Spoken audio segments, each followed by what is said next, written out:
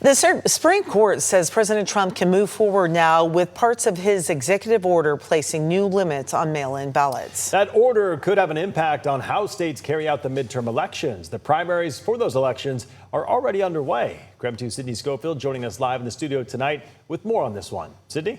Well, Mark, Laura, the U.S. Supreme Court is for now allowing the Trump administration to move forward with an executive order that would add restrictions on who can use mail-in ballots to vote in elections. So the order calls for the Department of Homeland Security to create lists of residents in each state.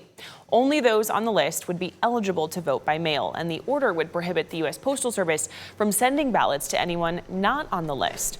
A lower court blocked the president's executive action, but justices said the states filed that lawsuit too soon because the new rules had not yet taken effect.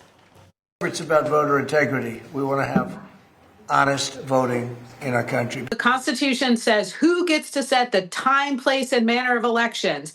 It's the states. I do think that there is a real question here as to whether or not the Trump administration is infringing on what is, as a first matter, the state's prerogative.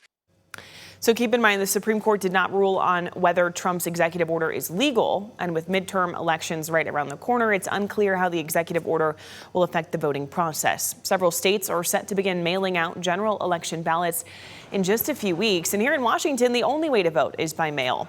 Washington is one of several states filing challenges to block the proposal to restrict mail-in voting. We'll keep you updated. In our studio, Sydney Schofield, KREM 2 News.